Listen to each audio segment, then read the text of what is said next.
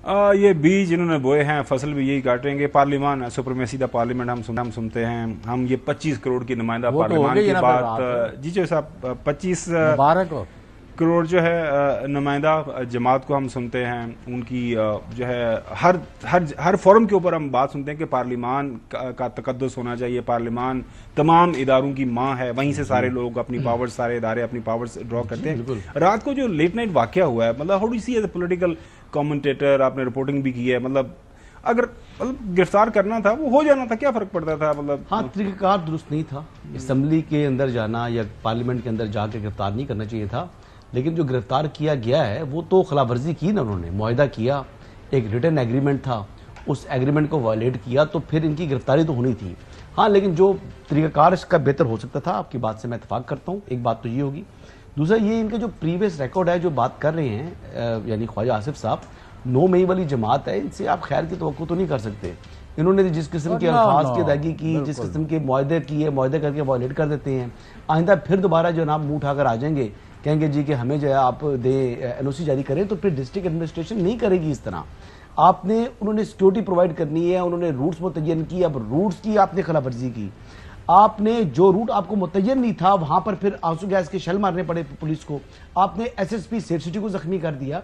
तो ये वो चीजें हैं, पुलिस से मार खाने के लिए और नहीं ये है ना? सारा शहर बंद कर दिया था, ये मुआहदे के अंदर लिखा हुआ था कि पूरा दैट वेरी रूट जो उन्होंने मुतय्यन किया, जो मुतय्यन किया, ये डिस्ट्रिक्ट गवर्नमेंट का काम है, ये मेरा काम नहीं है ना, आपका काम है। सुनते सही, एक मुआहदा हुआ, एक एग्रीमेंट हो गया, आपको इजाजत मिल गई, उसके बाद वो जो दूसरी एग्रीड पार्टी है वो कह रही है कि आपने हमारे रास्ते रोक दिए, जो कि रिपोर्ट हुआ सब कुछ।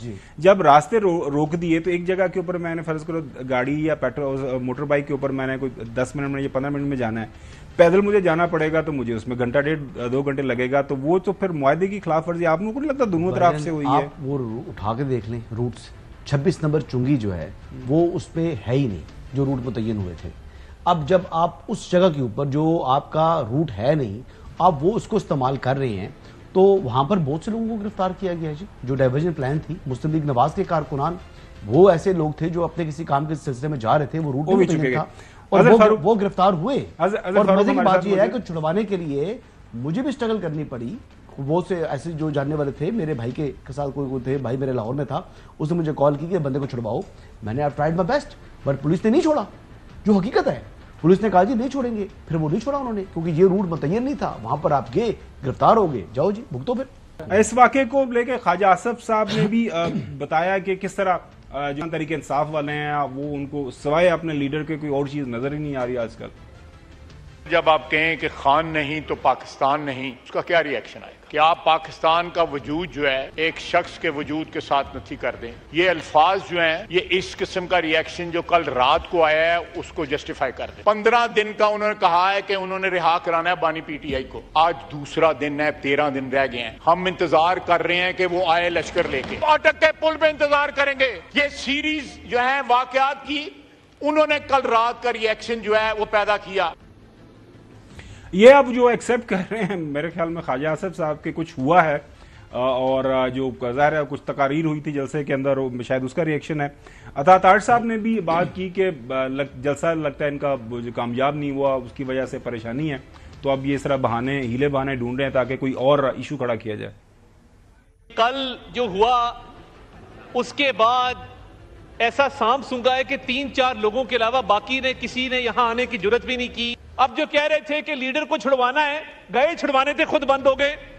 नफरत की सियासत, इंतकाम की सियासत, तकसीम की सियासत, हम पहले भी इनको समझाते थे कि ये सियासत मत करें, ये बीज जिन्होंने बोए हैं फसल भी यही काटेंगे। चौधरी गुलाम हुसैन साहब, ये वाकया आपने देखा रात को हुआ है पार्लियामान के अंदर। हमने 2000 से ऑनवर्ड मैंने भी डिफरेंट नेशनल असेंबली के सेशंस कवर किए हैं। अंदर लड़ाई झगड़े होते हैं, पार्लियामेंटेरियंस के एक दूसरे को दकम पेल भी की जाती है। इवन कुछ सुनने में चाहिए साहब, 1-2 वाकयात तो मेरी नज़रों के सामने हुए, वो किए, इन्होंने मारे एक दूसरे को, लेकिन वहां पे पुलिस को या इस तरह को नहीं बुलाया गया कि अंदर आके एक जो एग्रीड पार्टी कहे कि जिस बंदे को आप अरेस्ट कर लें और रात के अंधेरे में सारा वाकया। तो how do you see this entire जो पॉलिटिकल एक सिनारियो अनफोल्ड हो रहा है?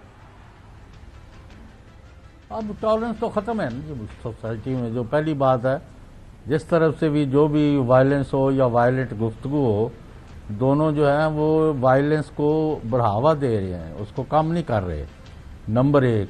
और आप वैसे खावर घुमन साहब इतने सियाने बयाने एंकर हो, आपका तो सवाल ही नहीं बनता। वो आप मुझे पहले ये बताएं कि स्पीकर साहब की इजाजत के बगैर एक बिल्ली का बच्चा भी असेंबली में नहीं या पार्लियामेंट में नहीं दाखिल हो सकता। क्या बातें कर रहे हैं। पहले वो वहाँ गेट्स के ऊपर सीट के लेके गए एमएनएस को, उसके बाद वो रात के अंधेरे में पहले बत्तियां बंद करा के तमाम को पकड़ के ले गए हैं। तो आप कहते हैं हाँ जी अगर होया थे एक ही है।